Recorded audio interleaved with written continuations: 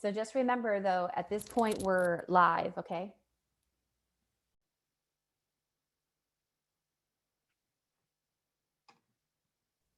Good afternoon and welcome to the Uncompensated Care Payments Issue webinar. Before we begin, I would like to highlight the main features of your Zoom webinar interface. At the bottom of your screen is the Zoom menu bar. Here you will find the Q&A box. We encourage you to use this feature to submit any questions at any point during the webinar. We will leave time for Q&A after the presentation.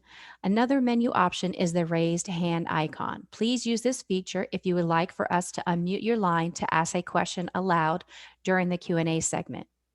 At the bottom of your menu bar, you will also find a chat box. Please use the chat box to report any technical issues you may be experiencing. We will respond to those concerns as they come in. Additionally, live captioning is available during today's broadcast. Simply click the CC icon from your bottom menu bar to use this feature. Finally, please be aware that today's webinar is being recorded. With those announcements made, I will now turn it over to our host, Dr. Susan Carroll. Hey, good afternoon, everyone. This is Dr. Carroll, the CMO for the CMS Division of Tribal Affairs. Welcome to today's webinar on the Medicare Disproportionate Share Hospital and Uncompensated Care Payment Policy. As background, very briefly, we're holding this webinar seeking comments on the policy. The Affordable Care Act established a new Disproportionate Share Hospital, or DSH, DISH, uncompensated care payment by amending the historical Medicare DSH payment calculation. Effective for discharges occurring on or after October 1st, 2013, hospitals received 25% of the DSH amount they previously would have received prior to the passage of the Affordable Care Act. The remainder, equal to 75% of what otherwise would have been paid in aggregate as Medicare DSH, is available for uncompensated care payments after the amount is reduced for changes in the national percentage of individuals that are uninsured or other factors. To prepare for the development of the fiscal year 2022 IPPS proposed rule, we're now seeking any comments on the DSH UCC policy. In particular, we're interested in innovative ideas and/or feedback on the DSH UCC method for IHS and tribal hospitals. Joining us today is Donald Thompson, the director of the CMS Division of Acute Care in Hospital and Ambulatory in the Acute Care and Hospital Ambulatory and Policy Group. Sorry about that, Don. And he will oversee the development of the 2022 IPPS proposed rule. I'll turn it over to you, Don, to further update us. Thanks, Carol. It's a good overview. Maybe just to level set and expand out a little more. So when the Affordable Care Act, as Carol was mentioning, when that passed and it changed how CMS went about paying hospitals both for their disproportionate share payments, sort of the classic disproportionate share payments, if you will, and then this new type of payment, Medicare Uncompensated Care Payment. When that first came about, we didn't really have a great source of information on uncompensated care costs of hospitals. So we, in the beginning stages for the number of years, we used a proxy, and that proxy was sort of low-income insured days that the hospital was treating. So low-income insured patients that the hospital was treating, sort of similar to the way the DSH mechanism worked before, at least as the basis for the allocation. Over time, we improved the Medicare cost report, and hospitals became more familiar with reporting uncompensated care to us on worksheet S10 of the Medicare cost report. And we also began to audit that data. And so once that data was audited and hospitals understood what they were reporting, and I'm not specifically talking about IHS and tribal hospitals here, I'm still talking in general. As hospitals became more familiar with the worksheet S10 and the reporting and what constitutes uncompensated care costs, we became confident that that was a better data source for us to be using to make the Medicare uncompensated care payments. And so we began to use the worksheet S10 data, the Medicare uncompensated care data, instead of the low income insured proxy that we had been using. And we worked our way into that using sort of the low income insured days, and then sort of gradually blending in the Medicare uncompensated care data into the calculation until now. Currently, all hospitals, with two exceptions, use the Medicare uncompensated care worksheet. We use the Medicare uncompensated care data from worksheet S10 on the cost report in order to do the Medicare uncompensated care payments, to allocate them. The two groups that are still kind of using the old methodology is hospitals located in Puerto Rico and IHS and tribal hospitals. And that's a challenge for us. And we've spoken before. We spoke to the TTAG, and I know we've had a number of conversations. We've received great input based on those, and hopefully again today we can receive additional input. As well as we've sort of discussed the issue in the proposed rules that have gone out before this. Obviously, as Susan mentioned, we're developing the fiscal 2022 proposed rule. So every year annually, we go out with a proposed rule regarding Medicare hospital payments. And this is a one issue that's has been in that rule the last couple of years. So that'll provide another opportunity for people to comment.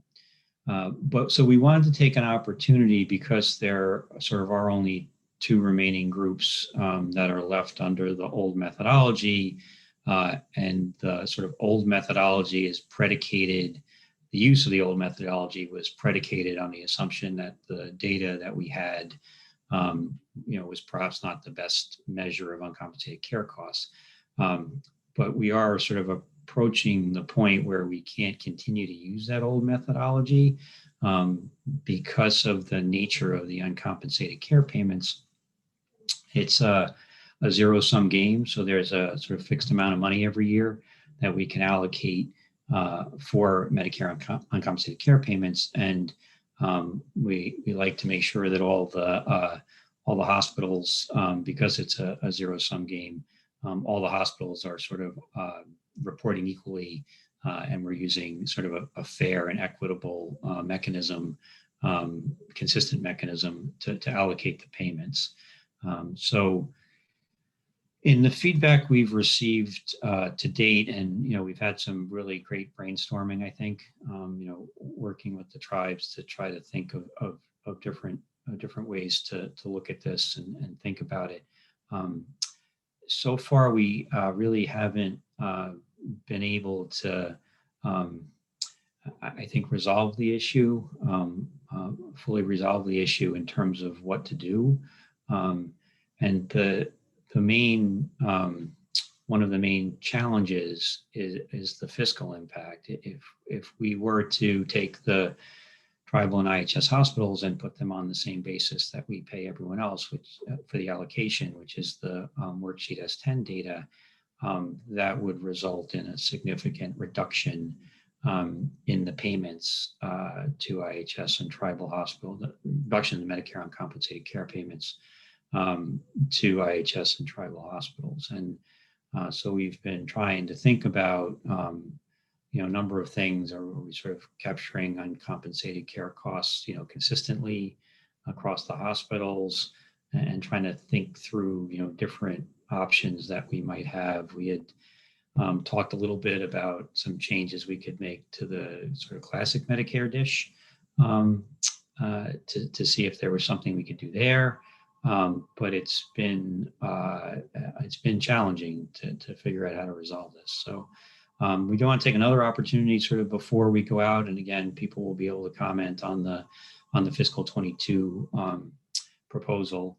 But even before we got to that point, we just wanted to take this opportunity to keep the lines of communication open and see if there was any additional ideas that folks had or additional information that they would want us to consider as we develop the proposals for fiscal 2022. So with that, I thought I saw something pop up, and sorry, I am technologically challenged, so something in the chat came up. Question in the chat was, if low income insured was the old measure, how is low income insured determined? So the low income insured days, yeah, for the most part, it's Medicare. Folks that are on Medicare and are also eligible for Social Security income, SSI. That's sort of one piece of the puzzle. And then there's also folks that are on Medicaid. So that's it's a little trickier than that. But as a general statement, it's people that have insurance that are low income versus people that don't have insurance and uncompensated care, associated with those folks. And that's sort of what we use for most other people, and bad debt. But generally speaking, one of the biggest distinctions is sort of people with insurance versus without insurance. So low income with insurance is sort of the old methodology, and people who don't have insurance, again, it also includes some bad debt issues, is sort of the new way we look at uncompensated care. And we just didn't have a good handle on that based on what hospitals had been reporting, but that's changed for all hospital groups, with the exception of IHS and hospitals and hospitals located in Puerto Rico. Good question. So I think that was the only question I saw in the chat, but maybe we could open it up a bit to get input. Again, any additional brainstorming ideas, any information you want us to consider as we develop the proposed rule for fiscal 2022, we'd really like to hear it. So again, there's two ways that you can propose your questions. You can either enter them into the Q&A box, or if you raise your hand, if you look down below, you can raise your hand and then I can unmute your phone line.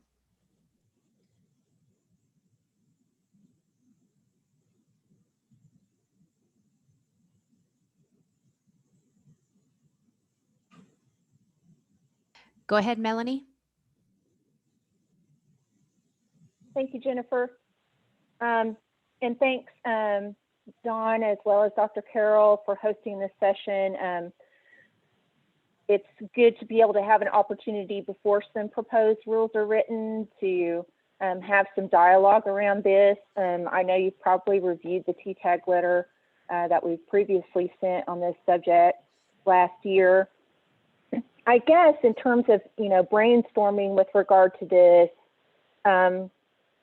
I think about some general premises around what is considered uncompensated, or patients that we consider as having no coverage. And we certainly don't believe that IHS eligibility is considered coverage. And the reason for that is it doesn't uniformly fund a set of benefits that would be guaranteed to that individual. So even though we get an appropriation, it's less than 50% of what we consider needed to fund the benefits that are authorized under the Indian Health Care Improvement Act, and thus shouldn't be considered coverage in our view.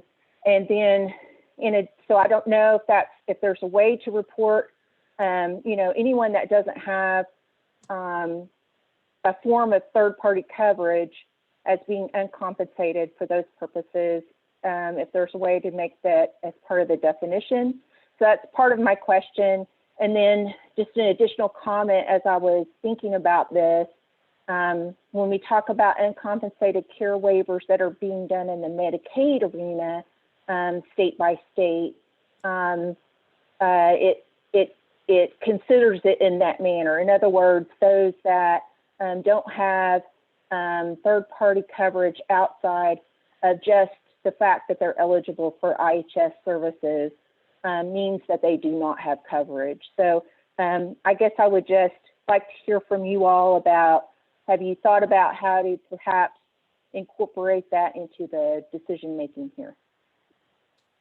Sure, those are all excellent points, and certainly we have appreciated the input of the TTAG, the formal sort of rulemaking input, which is very important for those comments to come in formally in any rulemaking, because that is the sort of body of evidence that we formally consider when we respond in the final rule. So certainly I've appreciated that, and also I've appreciated the other avenues that we've considered and discussed.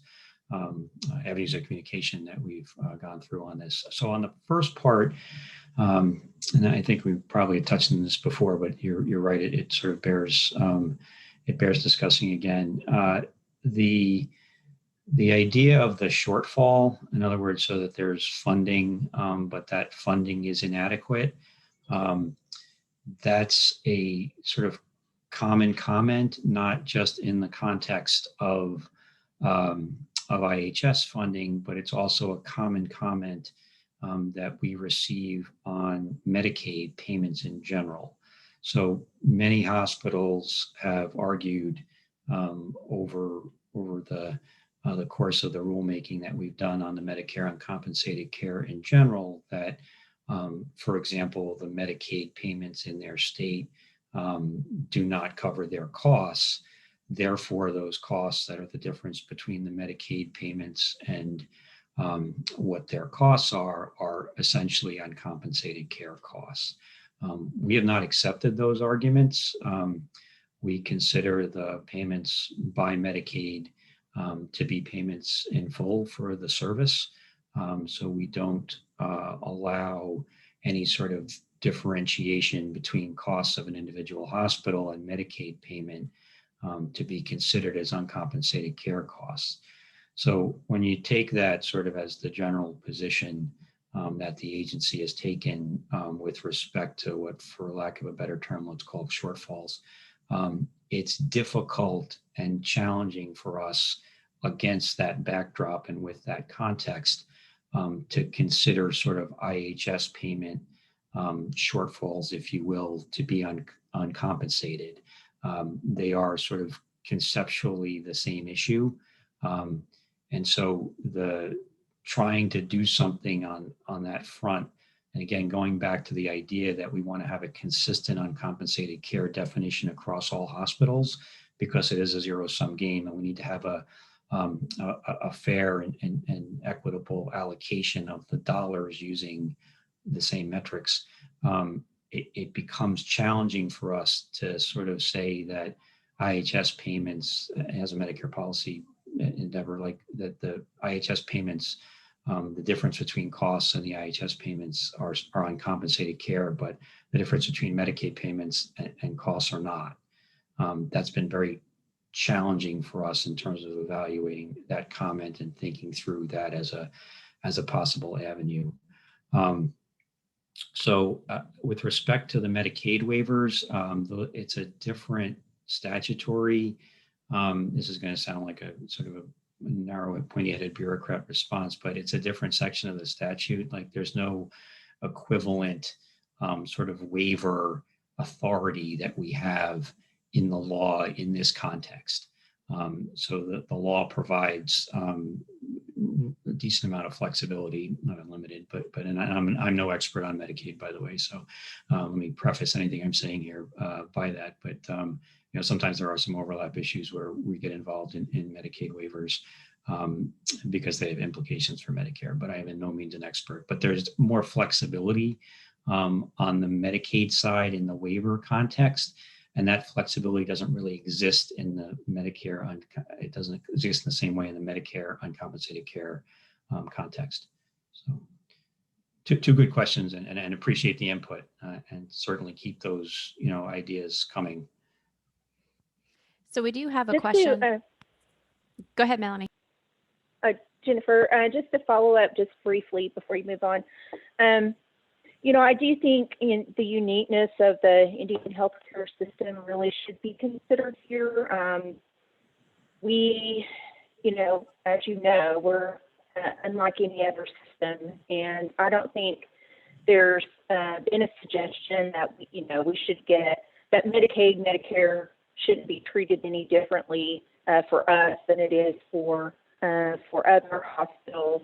But for IHS appropriation, while we've made calculations per person, what we think it should be funded at, that is not the way it's funded. As you know, it's not an entitlement. It's not funded per person, per service. And so it's just not, I think, equal to the type of funding that is a mandatory funding that Medicare and Medicaid provides. So I just wanted to add that before we move on to the next question. Thank you. Thank you. Thank you, Melanie. So we have a question from Sunny in the chat box. Are any non-IHS clinics partially reimbursed by DSH or tribal hospital once hospital reconciles uncompensated care? An example, if uninsured patient had to be stabilized and prepared for ambulance transport. There's just sort of a lot to pack out of that question. If I understand correctly, do you mean if an IHS or tribal hospital has an uninsured patient and stabilizes that patient and then transfer them to a non-IHS hospital, could there potentially be uncompensated care costs on both ends? Sure. So if that could happen now, like an IHS, there's nothing, there's no sort of special reporting, that distinguishes between the IHS and the non-IHS hospitals with respect to the S10. So if a tribal hospital had an uninsured patient and treated them and they didn't receive any payment for that, or they could report that in the S10. And similarly, when whatever care was received by the receiving hospital after the transport for an uninsured patient, they would be able to report that under the S10.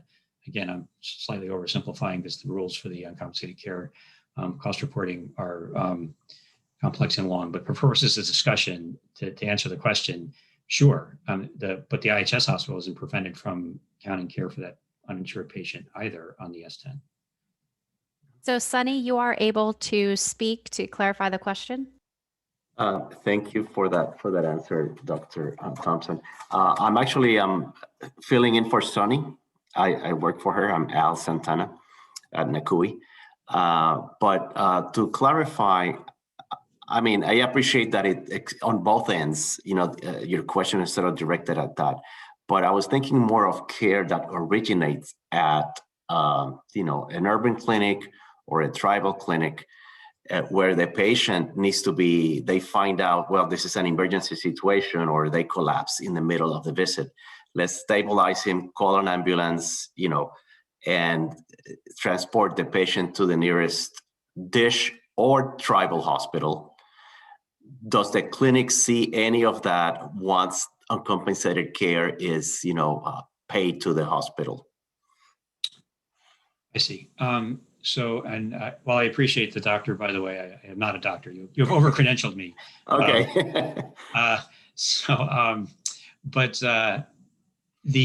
If the clinic is sort of in the Medicare uncompensated care payments are payments to hospitals.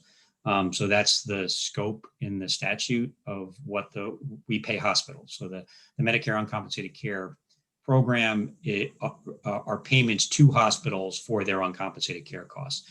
So if it's a clinic that's not sort of provider based, it's not part of the hospital, it's not functioning as the outpatient department of the hospital, then no, there's not in this context. There may be other payments. Again, my corner of the world are hospital payments, and we have other folks that can talk about sort of clinics, freestanding clinics. That's not my area of expertise, so I can't sort of talk about sort of what is and is not included in the payments of that. But in terms of what we're discussing here today, this is strictly Medicare uncompensated care payments to hospitals. Okay, thank you.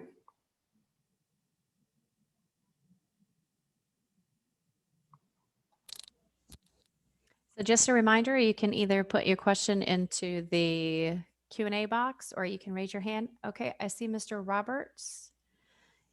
You should be able to go ahead and speak, Mr. Roberts.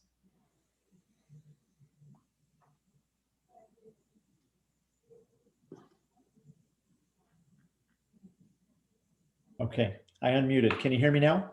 Yes, we can hear you. Thank you. Yeah, thank you for the opportunity to meet with you all about this, and also in follow up to the comments that were submitted by the TTAG and several tribal organizations on this in the proposed rule. I just wanted to kind of recap some of the recommendations that we did, and I think you had touched upon a little bit about the fiscal impact on this and how that was kind of a mitigating concern in terms of what it is you guys are doing right now in terms of CMS. But our recommendations, conversely, for the fiscal impact on those organizations and areas and programs that would be affected negatively by what CMS described in the proposed rule. There's a couple of, at least one area and two facilities that would also be impacted, continuing to kind of use the proxy measure. For example, in Alaska, the fiscal impact on us could be as high as 40 to 50%. So I think it cuts both ways. And for many years, while using the proxy, we've probably had to deal with that 40 to 50% reduction in DSH payments to the area overall. So our recommendations were, to kind of mitigate the impact of this, to allow those tribes or those areas that would agree with what CMS was proposing in the rule, in the regulation, to have the option to move forward with that new payment methodology, and to also do what it is I think you all are doing, is looking at some alternatives to mitigate the impact to those programs that would be hurt by moving away from the proxy measure. So we continue to support that, and we are supportive of allowing the new payment methodology for those areas that might be benefit for us. But at the same time, look at the things that my colleague Melanie Forkiller was describing to alleviate the impact on the other programs. I think one of the greatest challenges is the worksheet that needs to be completed to comply with the way that the rest of the hospitals in the United States have to submit data in order to be eligible for DSH payments. But I'm wondering if you all have taken a look at that and different ways or alternatives that you could measure uncompensated care in the tribal health system. And we lay out several examples in our recommendations during the comment making period. I don't want to go into all of them, but I just, there might be some alternative approaches to ways that the worksheet 10, I think it is, could be completed and mitigate the impact on other programs. So I'll just stop there, and I might have some follow-up based on your comments. So thank you for that. Sure. And again, I think many of the comments that came in, and it was an excellent, excellent input that we had on the rule.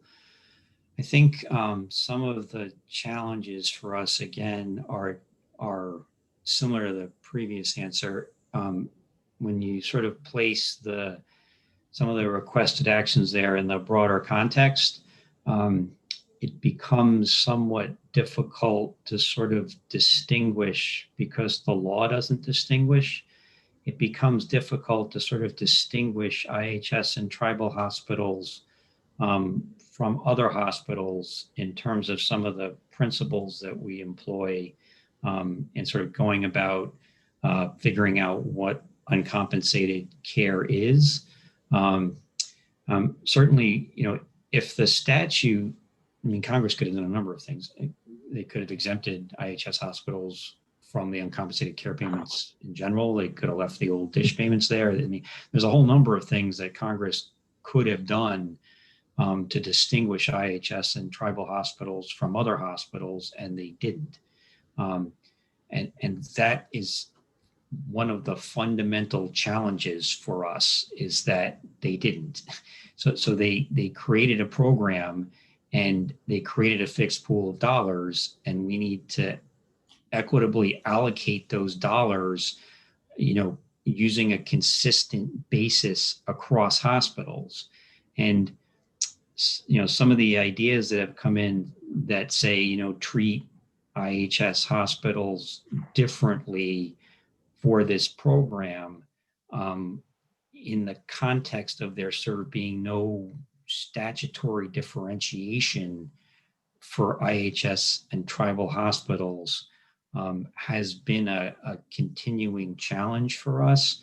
And that, just to go back to sort of, again, it's an excellent point about, like, if the goal was to purely mitigate the financial impact, that certainly opens up a number of possibilities. But the issue is sort of, we are definitely concerned with the financial impacts, which is why we continue to have these conversations. But ultimately, whatever we do has to be consistent with the statute.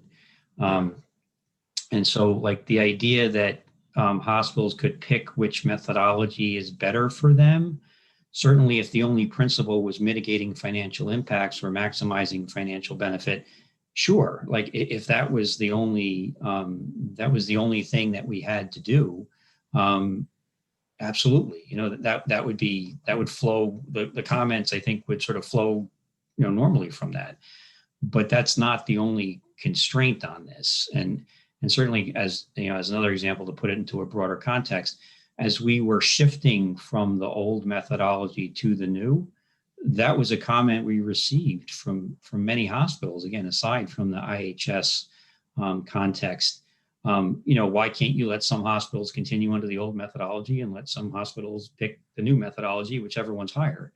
And that's really not an approach that sort of the statute envisions. There's no like higher of methodology. We're supposed to base the payments on the best available data for uncompensated care by hospitals, again, equitably.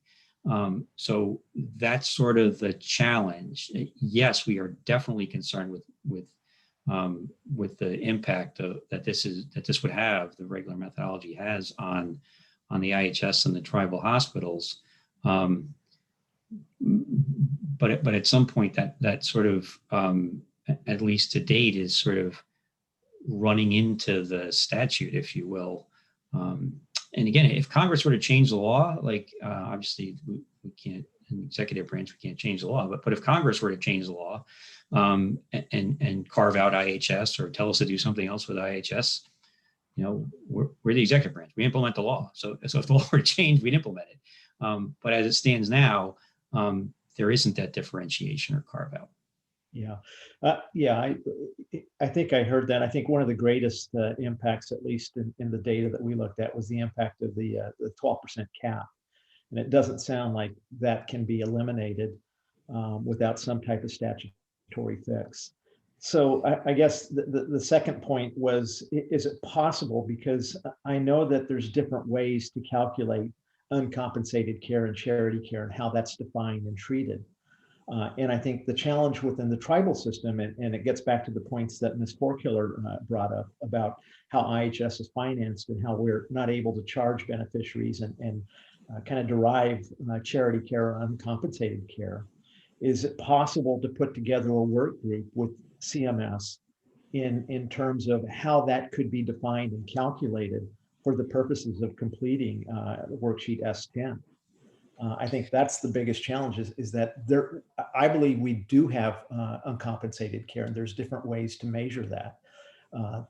However, I think kind of the policy guidelines about how you all treat that or define that have been we're talking past one another in terms of what you define or what you use and how we think of that and might be kind of categorizing that from an accounting standpoint. Thank you. Yeah, and I do think the issue of sort of the coinsurance has been one I think that was raised even, I think, from the earliest conversations we had, some of the earlier meetings and input we've received. And again, that's been challenging for us. It's sort of a question, and I know the lawyers have all sort of been working this as well, but it's a question about, in essence, when the law says that you can't collect those, is the law saying that the hospitals have to absorb those costs? In other words, not that they're paid for and considered as part of the IHS payment, but that essentially the law is requiring IHS and tribal hospitals, and I understand there's even some exceptions within, and I'm not an expert here either, so Kitty and Susan can help me out, but there's some hospitals that actually can charge for those, I think. But for the ones that can't, I think the question is, are those uncompensated in the sense that what the law is saying to you, those hospitals, is you have to eat those costs? Or is the law saying essentially you can't charge for those because we consider those costs to be part of the payment that you receive? And that's been, I think, the sort of tension on this particular issue. I think some of the comments we received on the rule said those are uncompensated care costs. Like, obviously those are uncompensated care costs. We're not allowed to charge. And I certainly can understand that viewpoint. But I think historically, the way the agency has sort of viewed those has been through a lens of the reason the law prevents those from being collected is because they are considered to be part of the payment. Yeah. What about, and I know that not all tribes complete kind of I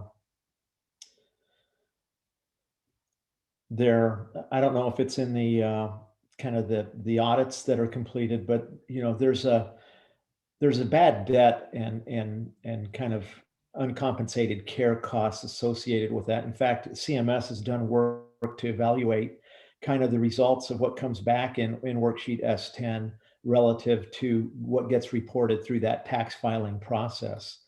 I'm wondering, is it possible that you could take the bad debt or uncompensated care that's used through that tax filing process and allow that to be used in lieu of worksheet S10? And that's a challenge in and of itself, because not the entire tribal health system does not complete, they may complete tax filings, but they do it in different forms. And it might be covered as a kind of a process for the overall tribe and not necessarily specific to the tribal health program.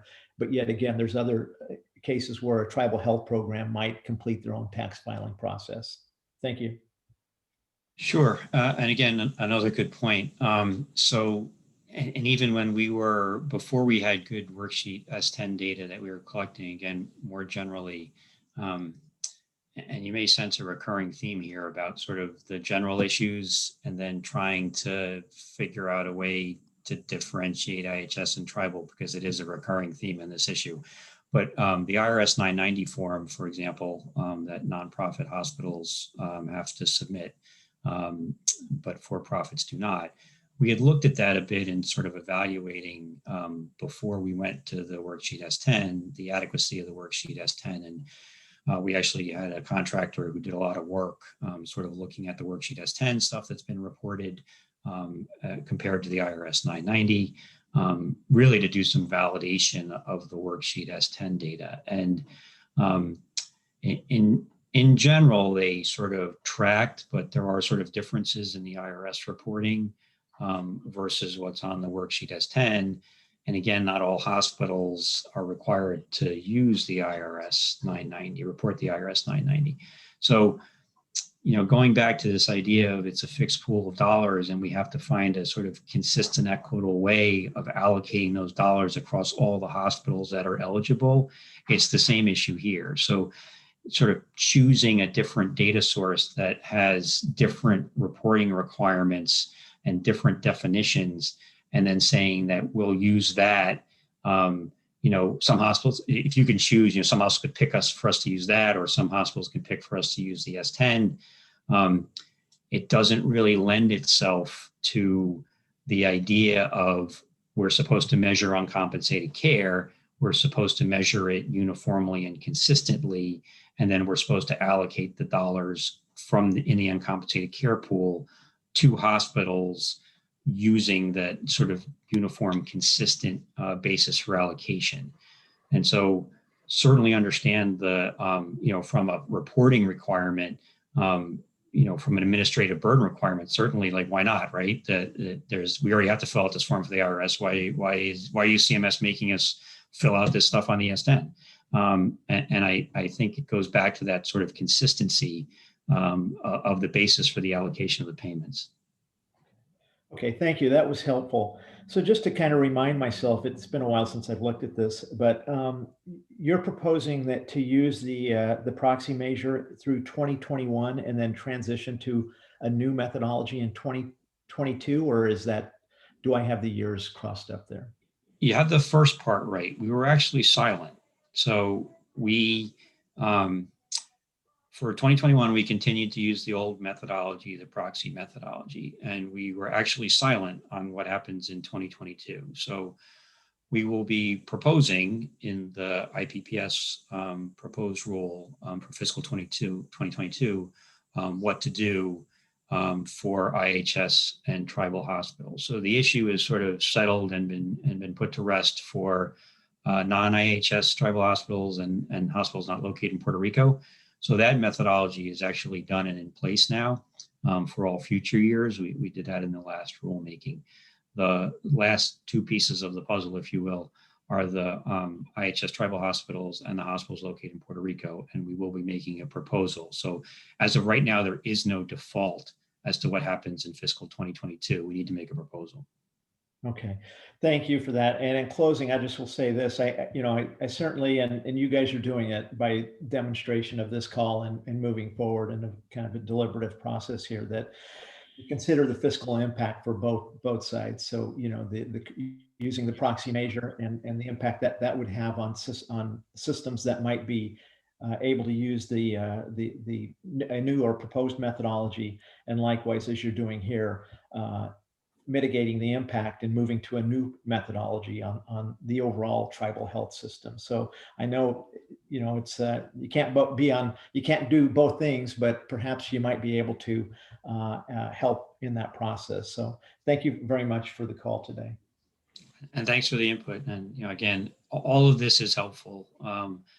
All the input, all the questions. I'm glad. I think this webinar is being recorded, I think, so we can go back and review it as well. And even if it's sort of bringing up and some of the ideas that have been previously brought up, certainly new ones would be helpful as well. But even if it's a case of talking about and gaining a better understanding of sort of where we are and where you are, even if it's sort of issues that have been raised before, like in the TTAG letter, that's still valuable to us. Maybe there's something we missed, and there's some nuance we didn't understand. So keeping those conversations going, even on some of the ideas that we've previously considered, I think is important. So we have another question from Melissa Gower. Melissa, you should be able to unmute and go ahead and ask your questions or make comments. Can you hear me now? Yep, we can hear you, Melissa. Okay. So, Mr. Thompson, I'm Melissa Gower. I'm the Senior Advisor Policy Analyst from Chickasaw Nation. And, excuse me, I have to disclaim up front that I am not an uncompensated care or dish payment, I'm sorry, for uncompensated care specialist in any kind. In fact, my knowledge around it is very limited. So I apologize up front if I make an erroneous statement. So I just wanted to make a few comments. You do have the TTAG letter from July, which represents the views of all of the CMS Tribal Technical Advisory Committee. It's very clear in what our recommendations are at the moment.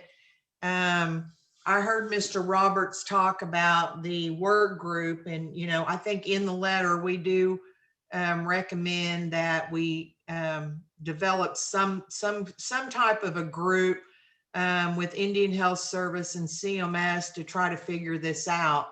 And to my knowledge, that has not been done. It seems like that's how we solve a lot of issues in Indian country, when we have all the players at the table and we're all open and you know, have solution oriented minds and can come together and develop some real viable solutions. So I just wanted to reiterate that recommendation again. And I'm really sorry that hasn't already happened, because it seems like we've wasted a lot of time in being able to utilize that system that works really well. The second thing is, I think in anything that we would recommend is always that we do no harm to Indian country. And, you know, the proposal that was, the impact of the proposal definitely did do harm. As Melanie, Ms. Forkeller said, you know, we're also underfunded, and to have a major decline in our revenue is debilitating for our Indian healthcare facilities, especially as we're in this pandemic and we're already strained and hurting financially from that. It would even be a bigger hit. So I really do urge CMS to consider the no harm rule in whatever you recommend. And then, you know, we've also talked about our capacity within the Indian health system to be able to report things. And I do agree with Mr. Roberts. We do have all of those things. We have bad debt, we have charity care, we have all of those things. It's just about our capacity to capture those.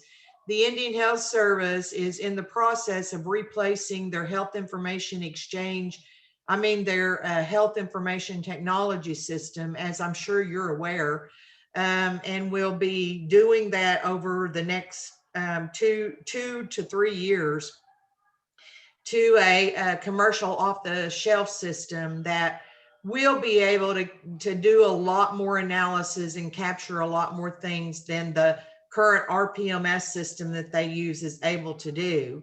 So I think, you know, even with that in mind, there may be an opportunity in the future if we could come up with some solutions of what that we could capture.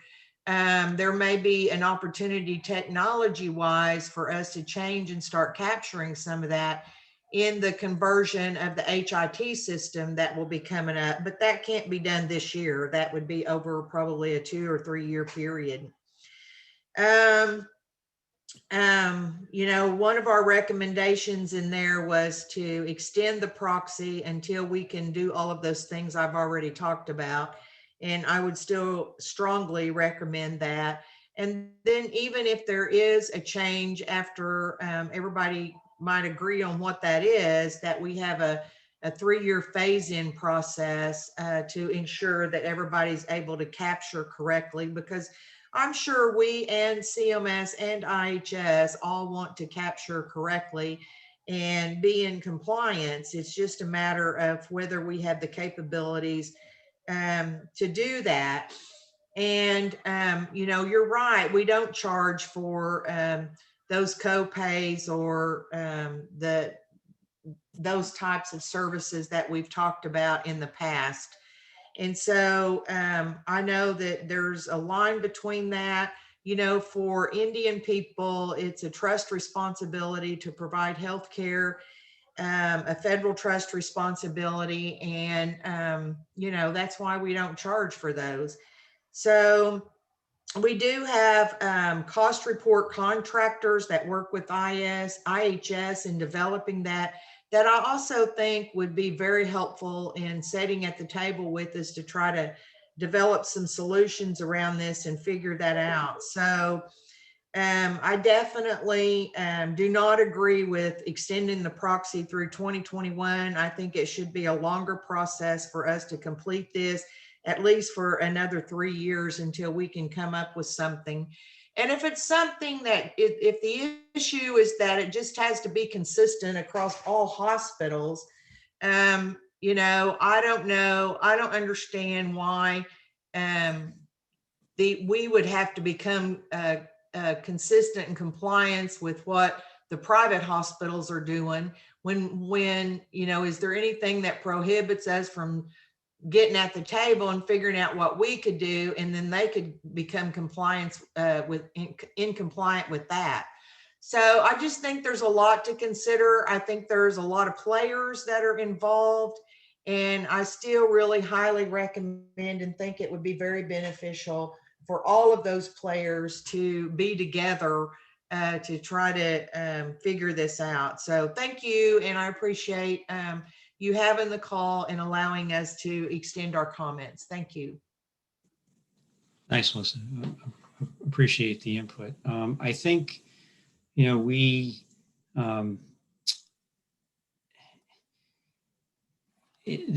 I think and I don't think we're opposed. I mean, we could set up maybe if we need a more formal meeting. I think we had viewed sort of the TTAG and the discussions we've had with the TTAG and you know, things like this webinar as sort of the process for working through some of these issues. But it sounds like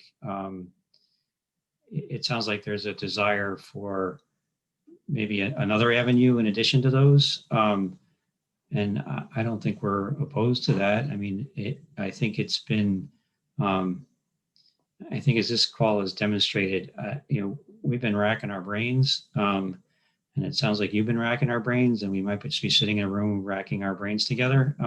Like we've sort of, we've examined a large number of options, I think, to date. None of which have resolved the issue, but and at some point,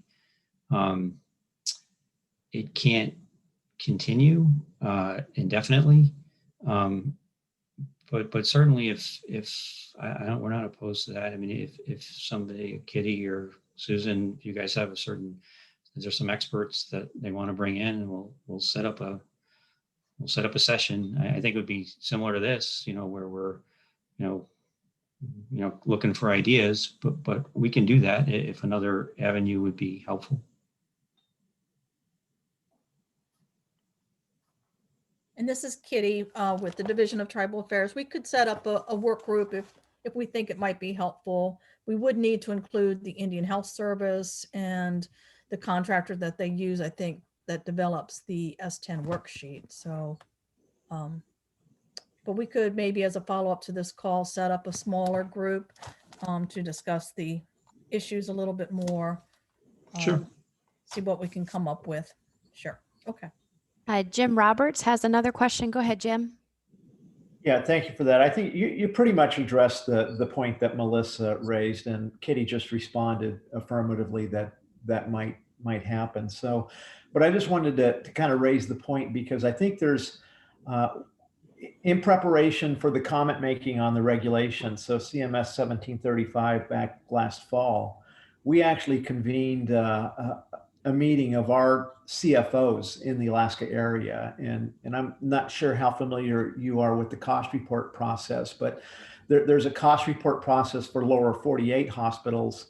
And then there's a separate process for Alaska area where just the Alaska areas, the 7 hospitals participate in submission of a cost report there. And we had the conversation about the different elements related to uncompensated care and bad debt and charity care, et cetera. And there were a variety of ways that that expense or those costs play out in the tribal system in Alaska. And I'm sure there's likewise a similar process in the lower 48. But it would be very helpful, Kitty, in addition to the TTAG folks, to participate on that, to get some of our finance officers included.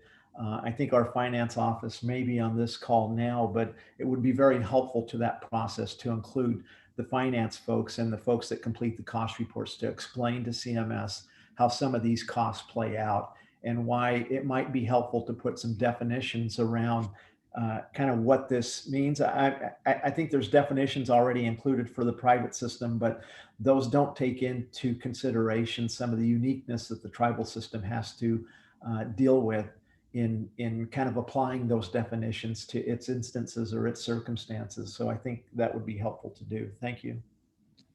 And I think, to the extent you could write those down, like the ones that you believe are unique to the tribal system, if we haven't seen them, because we've sort of gone through the ones that you've given us so far, but if there's more, if you could write those down, that would be very helpful.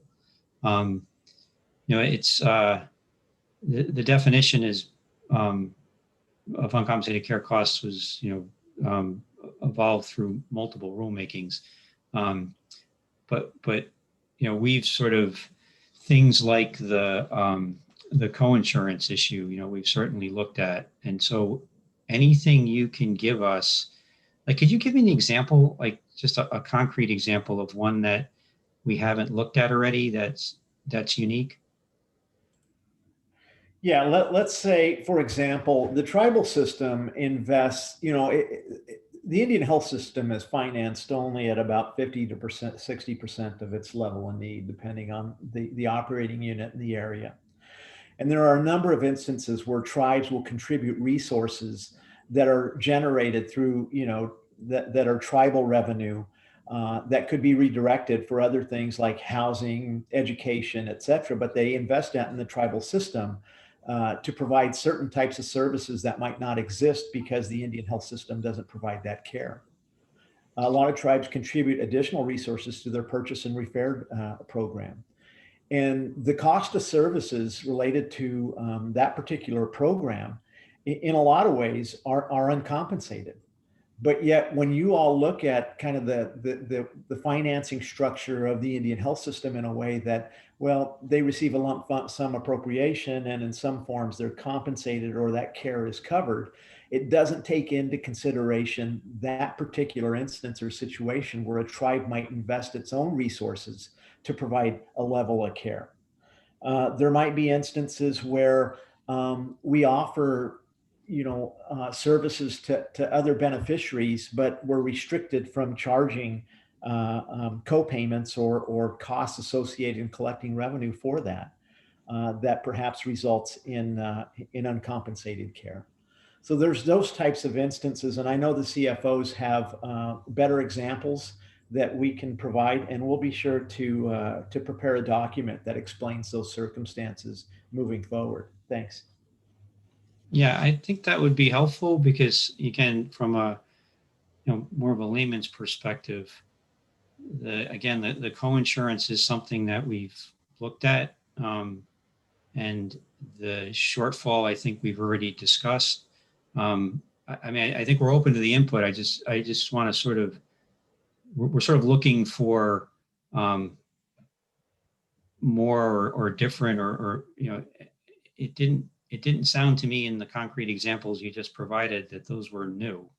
Those are things that have already been raised, and I think we've gone through and looked at, and for lack of a better, at a high level, they fall into either the shortfall issue, which we've discussed, or they fall into the we're restricted from collecting coinsurance. So I think those are examples that fall within those two buckets. But if there's like a third bucket that we haven't looked at, I think that, and I don't mean that we shouldn't have the conversation. I'm just trying to say, like, when I was looking for a concrete example, I was looking for something that didn't fall into a bucket that we had already considered. But certainly, I think it's worth continuing the conversation. But again, if you could put together, or your CFOs could put together that list of here's an example of an uncompensated cost that is unrecognized under the Medicare definition. I think that would be helpful, and then we can just go through, kind of each cost and try to understand it. And try to figure out why it's not able to be reported on the cost report.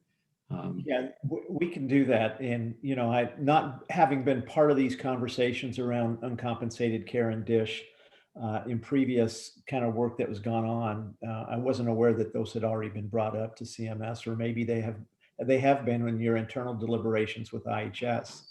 So I think, you know, that while you might have IHS involved in those discussions, that's not to say that you have the tribal health system involved in the conversations, because there's different personnel and people that would be involved in that conversation. I guess I'm curious about how you guys treated and looked at kind of the unreimbursed portion of the Medicare copayment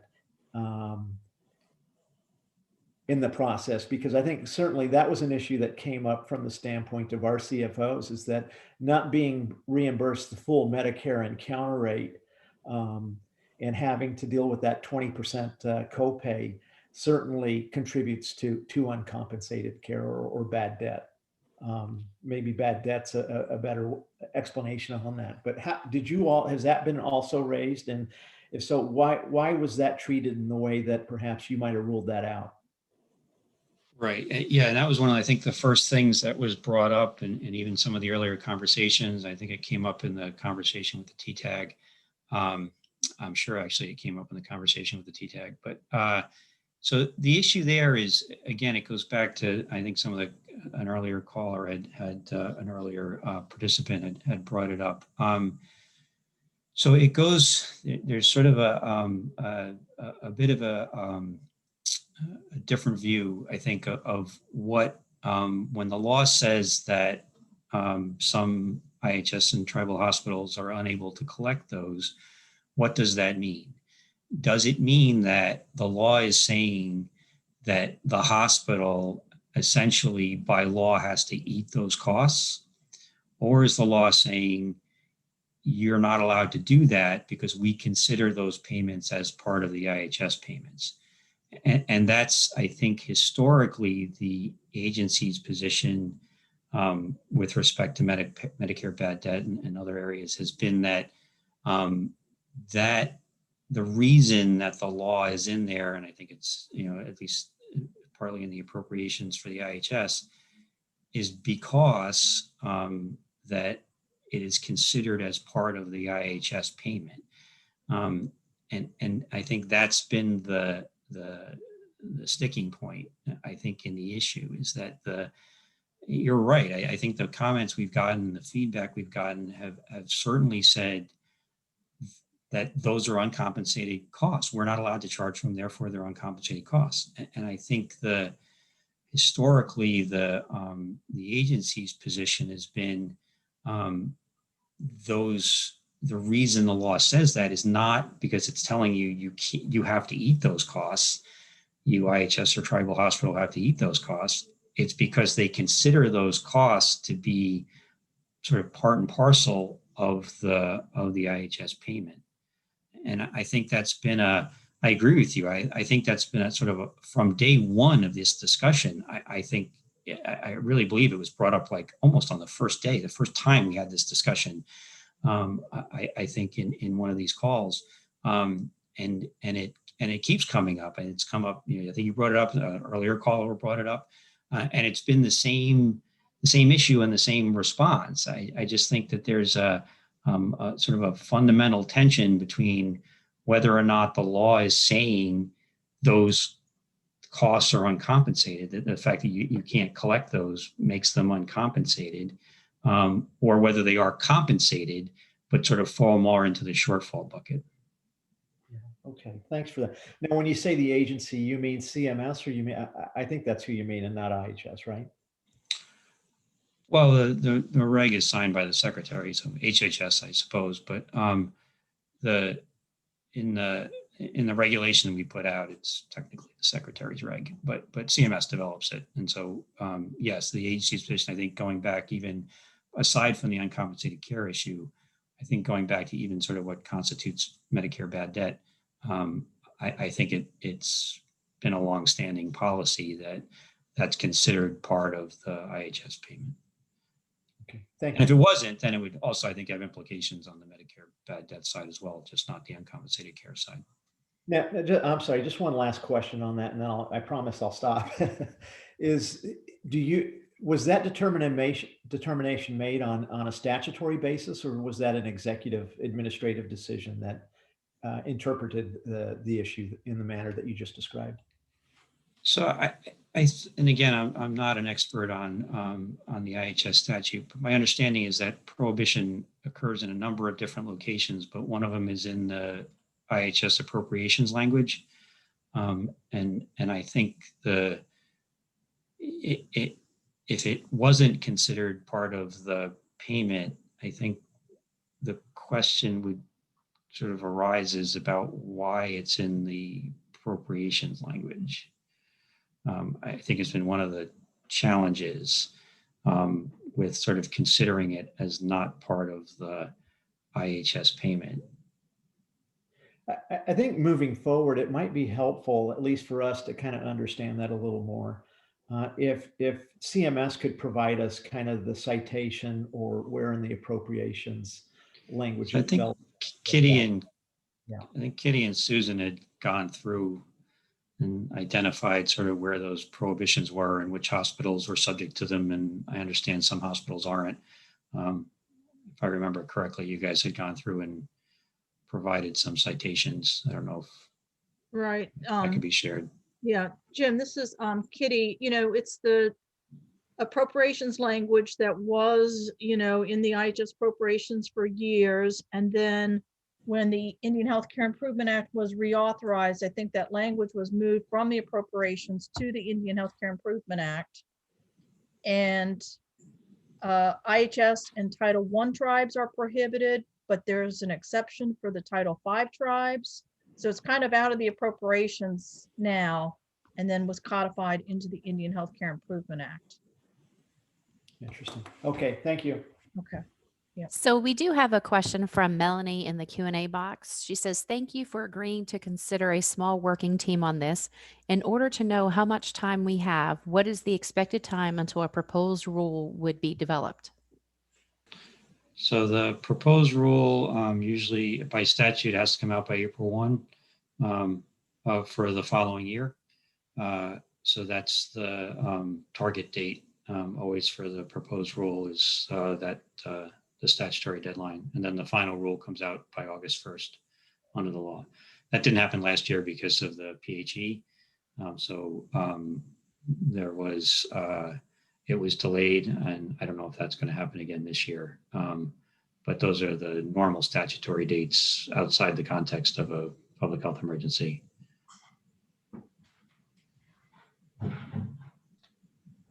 So Don, that, go ahead.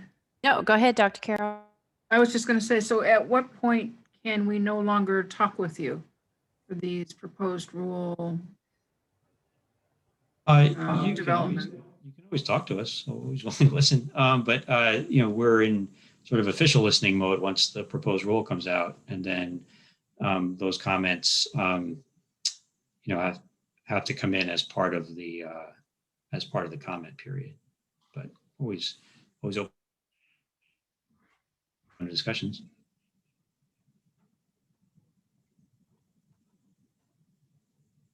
Go ahead, Melanie.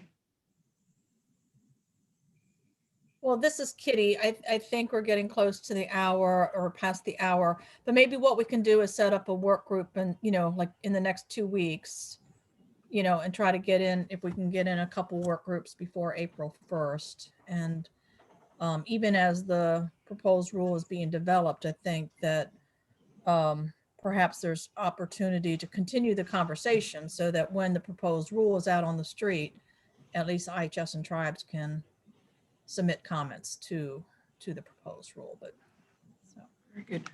And I'll take lead on that. Jim, if you want to send me your finance people, or Melanie or Melissa, if you have anybody in particular, please let me know and I'll set that up in the next week or so and we'll get going. So let's wrap it up. It's 4:39 and I know, Don, you're busy, so I want to thank everybody for their comments today, for attending. Thanks, Don, for taking the time to have your team with us, for prioritizing the issue for IHS. in tribal facilities and for taking the time today and previously for participating in webinars to address this topic. The webinar has been recorded.